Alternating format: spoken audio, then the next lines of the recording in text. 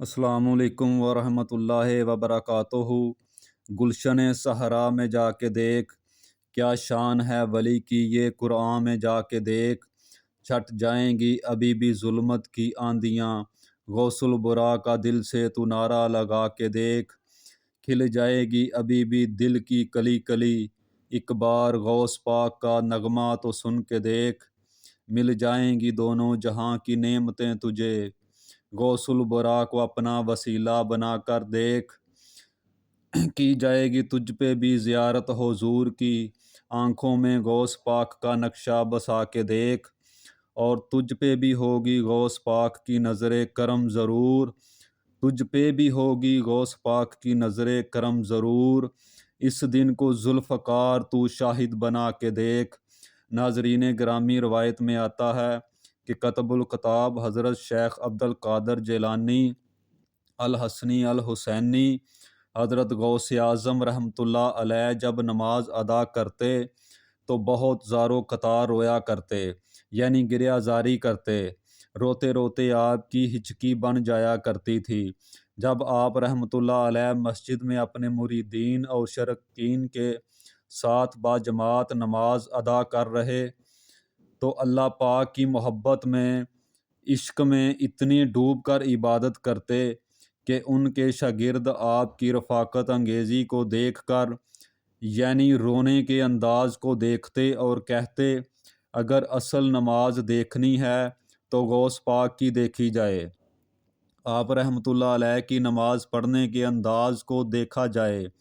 تو ایک بار کا ذکر ہے کہ آپ رحمۃ اللہ علیہ رات مسجد میں سے باجماعت نماز پڑھ کر باہر نکلے۔ آپ کے مریدین بھی آپ کے ساتھ تھے۔ آپ نے دیکھا کہ اسی محلے میں کچھ بچے اخروٹ کے ساتھ کھیل رہے ہیں۔ آپ بچوں سے بہت پیار کیا کرتے، گویا کہ خود بچپن میں بھی کبھی بچوں کی طرح کھیلے کودے نہیں، لیکن بچوں کو دیکھ کر آپ مسکراتے تھے۔ آپ آگے بڑھنے لگے اور مریدین کی بڑی جماعت بھی آپ کے ساتھ تھی۔ ابھی آپ زیادہ دور نہیں گئے تھے کہ ان بچوں نے ایک دوسرے کے کان میں کچھ بولنا شروع کر دیا اور اشارے میں باتیں کرنے لگے کہ کیا خیال ہے کہ یہ جو بابا جی سب سے نمایاں اور نورانی چمکتے ہوئے چہرے والے ہیں، سب سے آگے آگے چل رہے ہیں، ان کو بولا جائے جو فرمائش ہمیں کرنی ہے ان سے کر دیں، کیا یہ ہمیں ڈانٹیں گے تو نہیں؟ تو کچھ سمجھدار بچے ہم زبان ہوئے اور کہا کہ نہیں نہیں، یہ جو بابا جی ہیں بہت اچھے ہیں۔ انہوں نے کہا کہ چلو ٹھیک ہے، پھر ان سے ہم اپنی من پسند چیزیں میں سے ایک چیز منگواتے ہیں جو میٹھی اور بہت لذیذ ہوتی ہے۔ ان میں سے ایک بچہ آپ رحمۃ اللہ علیہ کے پاس آیا اور کہا، بابا جی میری بات سنیں۔ آپ نے بہت پیار اور شفقت سے اس کے سر پر ہاتھ رکھا اور کہا کہ بیٹا کہو۔ اس نے کہا، میرا دل کر رہا ہے کہ میں آپ سے کچھ منگواؤں۔ آپ نے فرمایا کہ کہو بیٹا کیا چاہتے ہو؟ وہ کہنے لگا کہ مجھے آپ اس پہلوان جلیبی والے سے جلیبی لا کر دے سکتے ہیں، میرا کھانے کا بہت دل کر رہا ہے۔ میں چلا تو جاؤں لیکن بابا جی میری باری آنے والی ہے، جب تک میں جلیبی لے کر آؤں گا میری باری چلی جائے گی۔ آپ رحمۃ اللہ علیہ وہاں کے مشہور بزرگ بڑے سردار لوگ ہیں، آپ کے خادمین کے آپ کے نوکر بننے کے لیے جان کی بازی لگانے کو تیار رہتے ہیں۔ ادھر وہ بچہ آپ کے رتبے کو بھی دیکھ رہے تھے اور یہ بھی دیکھ رہے تھے کہ آپ کون سی شخصیت ہیں، لیکن پھر بھی اتنے سارے لوگوں کو چھوڑ کر آپ سے وہ بچہ کہتا ہے کہ بابا جی مجھے جلیبی لا کر دے دیں۔ آپ رحمۃ اللہ علیہ نے فرمایا کہ ٹھیک ہے، میں لا کر دیتا ہوں۔ آپ کا ایک مرید آپ کے پاس آتا ہے اور کہا کہ حضرت آپ اس بات پر توجہ دے رہے ہیں، آپ اس بچے کی فرمائش پر جلیبی لا رہے ہیں۔ حضرت آپ پر میری جان قربان، میں اس بچے کو جلیبی لا کر دیتا ہوں۔ آپ رحمۃ اللہ علیہ نے اسے اپنے ہاتھ کے اشارے سے منع فرمایا۔ اور کہا اس نے مجھ سے کہا ہے تو میں ہی اس کو جلیبی لا کر دوں گا اور میں ہی اس کی خواہش کو پورا کروں گا۔ پھر آپ رحمۃ اللہ علیہ جلیبی والے کے پاس تشریف لے گئے، اور وہ جلیبی والا جو پہلے اداس بیٹھا ہوا تھا، آپ رحمۃ اللہ علیہ کو اس کی دکان میں تشریف لے گئے تو وہ خوشی خوشی اٹھا اور آپ رحمۃ اللہ علیہ کے ہاتھوں میں جلیبی تھمائی۔ وہ آدمی لگ بھگ 70 سال کا تھا۔ اس بڑھاپے میں بھی وہ کام کرنے پر مجبور تھا۔ اس کی آنکھوں میں آپ رحمۃ اللہ علیہ کو دیکھ کر آنسو آ گئے۔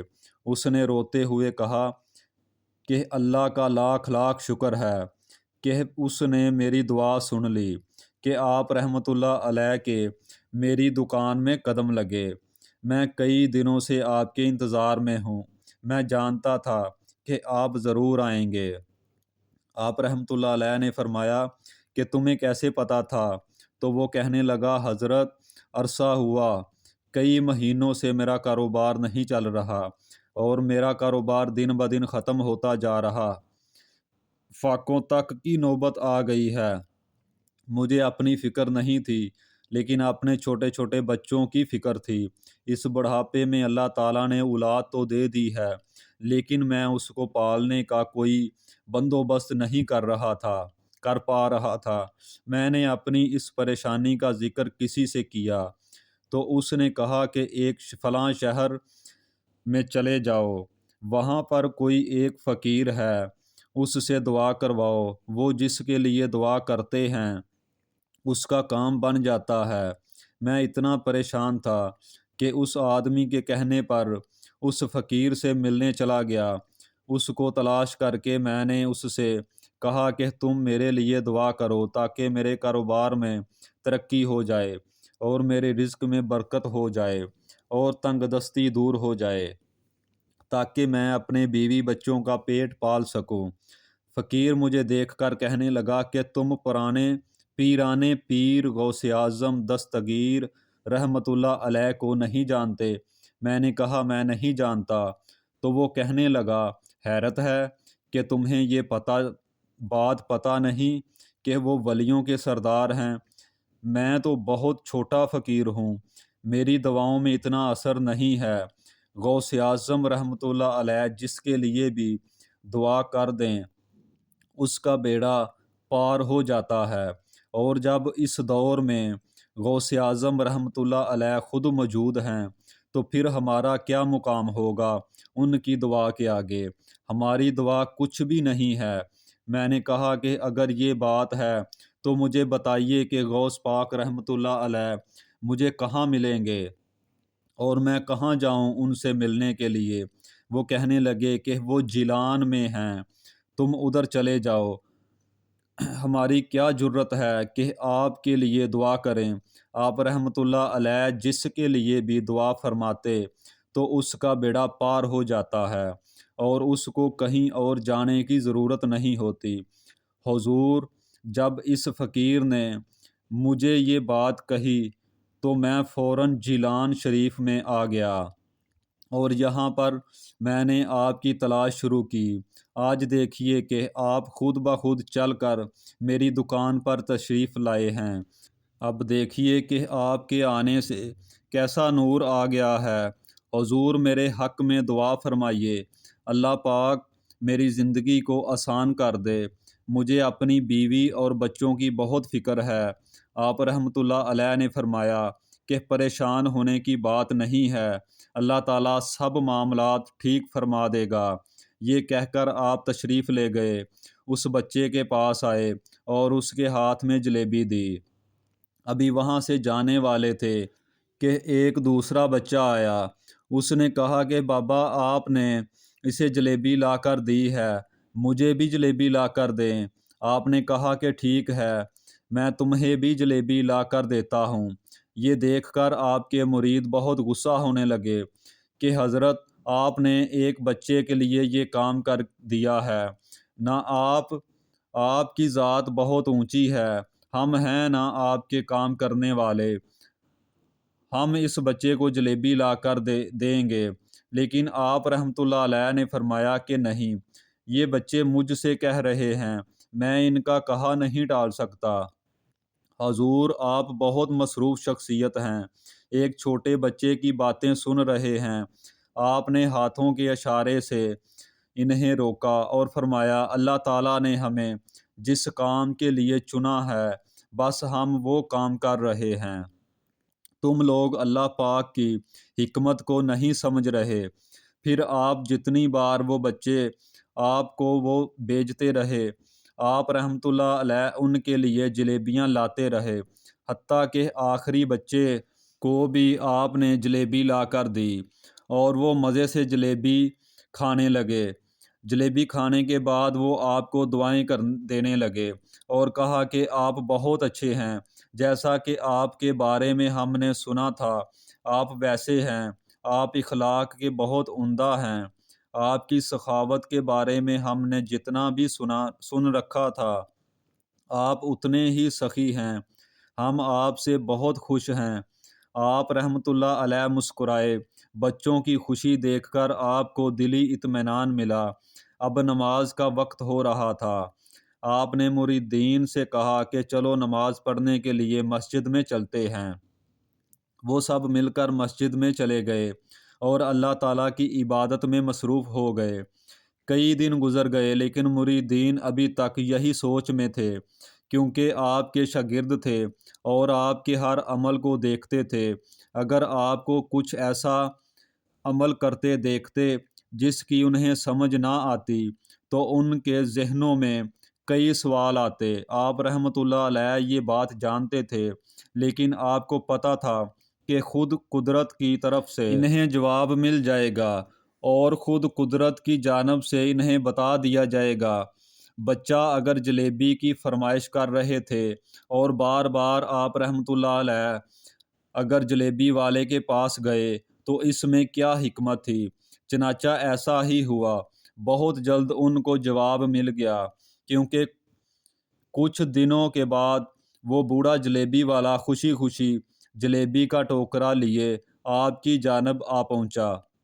جلیبی آپ کی خدمت میں پیش کرتے ہوئے کہا کہ حضرت آپ کی دعا سے میری بگڑی ہوئی بات بن گئی ہے۔ سب مریدین وہاں پر بیٹھے ہوئے تھے۔ اس نے کہا کہ جب میں نے آپ سے دعا کی درخواست کی کہ آپ رحمۃ اللہ علیہ میرے لیے دعا فرمائیں، حضرت آپ نے میرے حق میں یہ دعا کی اور کہا کہ میرے تمام معاملات اللہ رب العزت نے بہتر فرما دیے ہیں، میری دکان میں برکت ہو گئی ہے۔ یقین جانیے اس سے پہلے دکان میں ایک گاہک بھی نہیں آتا تھا، لیکن اب آپ رحمۃ اللہ علیہ کے آنے کی برکت سے اب وہاں پر لوگ ختم ہی نہیں ہوتے، ایک کے بعد ایک لوگ آ کر میرے پاس جلیبی بھی خریدتے ہیں اور کہتے ہیں کہ اس شہر میں اس سے زیادہ لذیذ جلیبی ہم نے پہلے نہیں کھائی۔ اس کے کھانے کو لوگ لنگر غوثیہ سمجھتے ہیں۔ سبحان اللہ! اور اللہ رب العزت نے میرے کاروبار میں اتنی برکت ڈال لی ہے کہ اب میں رزق بانٹنے پر مجبور ہو گیا ہوں۔ یہ سب آپ کی دعاؤں کی بدولت سے ہوا ہے۔ اب آپ یہ جلیبی خود بھی کھائیں اور اپنے مریدین میں بھی بانٹ دیجیے۔ اس کے بعد آپ رحمۃ اللہ علیہ کے مریدین نے بھی اس جلیبی کو نوش فرمایا اور آپ رحمۃ اللہ علیہ نے اس جلیبی کو بھی تناول فرمایا۔ حضور غوث پاک رحمۃ اللہ علیہ نے جو فرمایا کہ اللہ تعالیٰ نے یہ طاقت ہمیں دی ہے کہ 5 سال سے لے کر 100 سال کے بزرگ بھی مانتے ہیں کہ اگر وہ ہمارے پاس آ کر دعا کریں تو اللہ تعالیٰ اس دعا کو سنتا ہے، اس بندے کا کہا نہیں ٹالتا، اس کی مشکل حالات ٹل جاتے ہیں، اس کے مشکل حالات ٹل جاتے ہیں۔ مریدین اب سمجھ گئے کہ ان بچوں کی بات کو آپ رحمۃ اللہ علیہ کیوں مانتے رہے اور کیوں آپ رحمۃ اللہ علیہ نے ان کی بات کو اتنی اہمیت دی، کیونکہ ایک بوڑھے کی مدد کرنے کے لیے آپ رحمۃ اللہ علیہ نے یہ سب کچھ کیا۔ وسیلہ وہ معصوم بچے بنے، لیکن اللہ رب العزت نے حضور غوث پاک رحمۃ اللہ علیہ کو برکت کی وجہ سے اس کی دکان پر پہنچایا۔ سبحان اللہ، بے شک غوث پاک رحمۃ اللہ علیہ مستحب الدعا ہیں، یعنی جن کی دعا رد نہیں کی جاتی، جن کے لیے حضور غوث پاک رحمۃ اللہ علیہ دعا فرماتے، اللہ رب العزت اس دعا کو ضرور سنتا۔ حضور غوث اعظم رحمۃ اللہ علیہ نے اس کی دعا اور فریاد کو سن کر اللہ رب العزت کی بارگاہ میں پہنچایا۔ اللہ رب العزت برائے راست بھی سن لیتا ہے، لیکن کچھ اللہ رب العزت کے پیارے بندے ہوتے ہیں جن کی دعا کو اللہ رب العزت نہیں ٹھکراتا، جن کے وسیلے سے اگر دعا کی جائے تو اللہ رب العزت ان کی دعا کو ضرور قبول فرماتا ہے۔ اور دعا کرنے والے جب امام الاولیاء ہوں تو سبحان اللہ دعا کریں کہ اللہ تعالی حضور غوث پاک رحمۃ اللہ علیہ کے صدقے اور حضور غوث پاک کے وسیلے سے تمام سننے والے اور دیکھنے والے معزز ناظرین کی اللہ رب العزت تمام مشکلات حضور غوث پاک رحمۃ اللہ علیہ کے صدقے آسان فرمائے، اور ہمیں بھی حضور غوث پاک رحمۃ اللہ علیہ کی سیرت پر عمل کرنے کی توفیق عطا فرمائے۔ آمین ثم آمین۔ السلام علیکم ورحمۃ اللہ وبرکاتہ۔